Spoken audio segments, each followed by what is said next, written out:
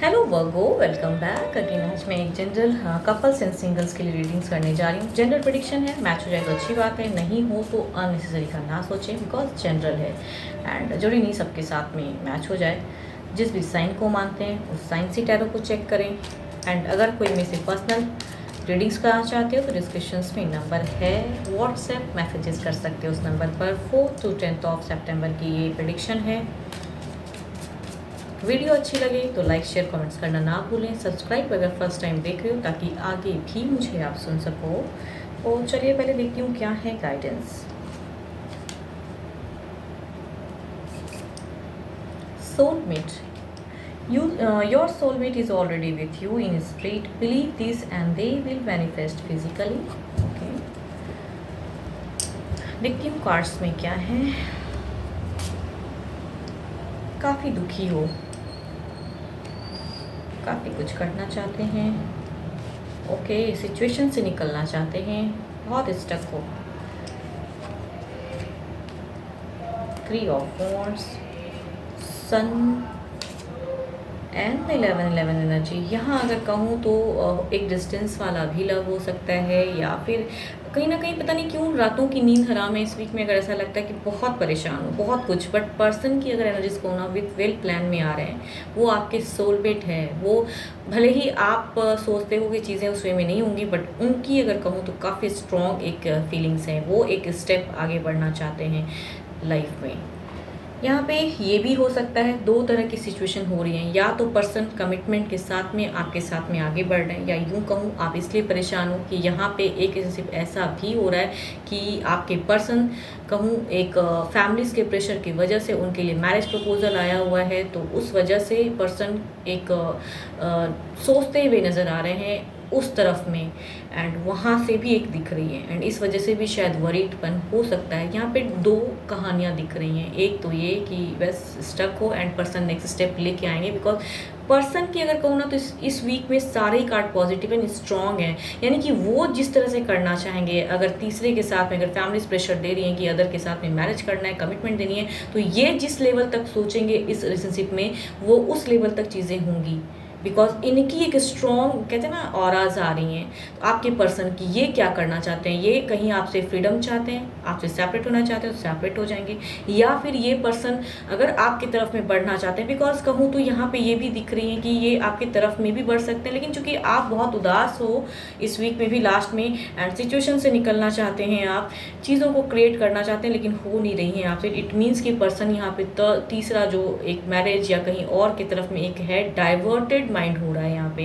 Yes, ये कहना गलत नहीं होगा, diverted mind, but yes divert हो रहा है उनका माइंड।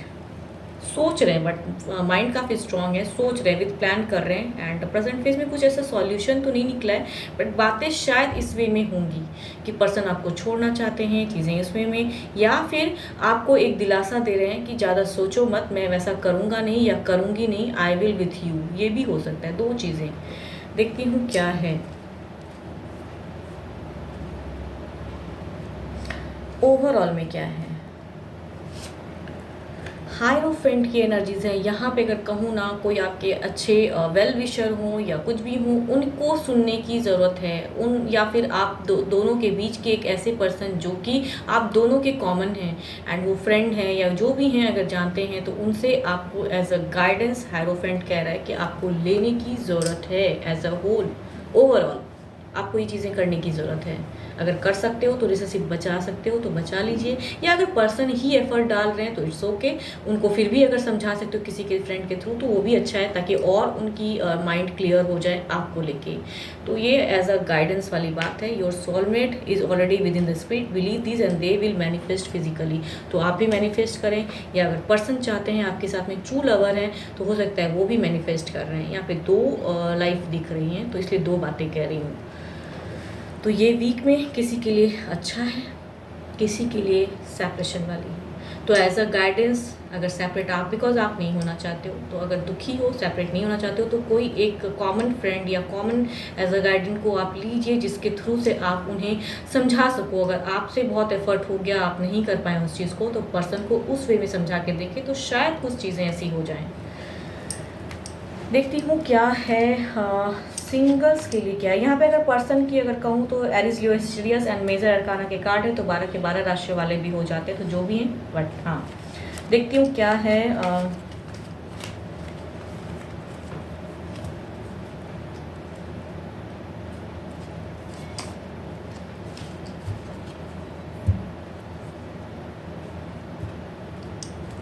सिंगल्स के लिए पहले गाइडेंस क्या है?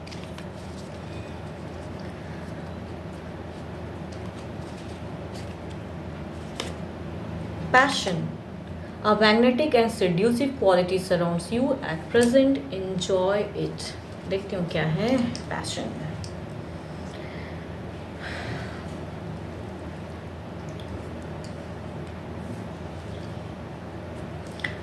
सिंगल्स के पर्सन की feelings.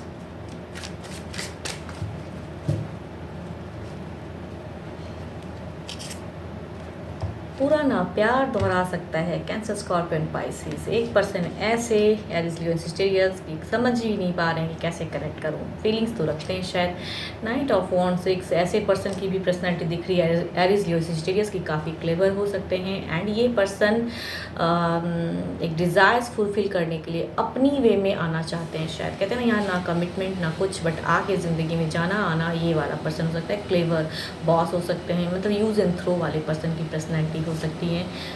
Again the Aries, Leo, Sagittarius, but ये पर्सन काफ़ी एक लॉयल हैं। ये मैरिज प्रपोजल भी हो सकता है, डिवाइन की तरफ से कनेक्शन हो सकता है। देखती हूँ क्या है एक्शन, क्या है इन पर्सन की।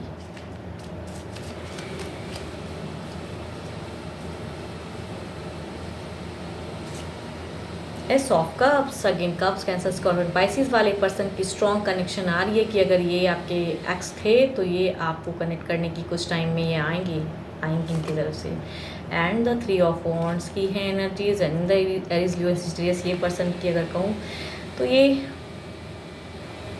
नेक्स्ट लेवल लेने के लिए सोच रहे हैं बहुत ज़्यादा। समझ नहीं आ रहा है कि कैसे फीलिंग्स को शेयर करूँ, डरते हैं शायद। एंड एम्प्रेस का कार्ड आया है। ये पर्सन कहूँ औहदे वाले, पैसे वाले या कुछ ऐसे, ये पर्सन की पर्सनैलिटी ऐसी दिख रही है ना कि चीज़ों को अपनी तरफ से अपनी वे में करने की हैं। ये आके ज़िंदगी में चले जाएंगे, means use and through, and आप शायद समझ भी नहीं पाओगे, तो इनसे थोड़ा बचने की ज़रूरत है। 8 ऑफ पेंटिकल्स, टाइम के साथ में आना चाहते हैं, मैरिज प्रपोजल वर्कआउट कर रहे हैं, डायरेक्ट कमिटमेंट देना चाहते हैं, ऐसे वाले पर्सन हैं। या फैमिलीज़ की तरफ से भी ये हो सकती हैं कमिटेड पर्सन। देखती हूँ क्या है ओवरऑल में क्या है।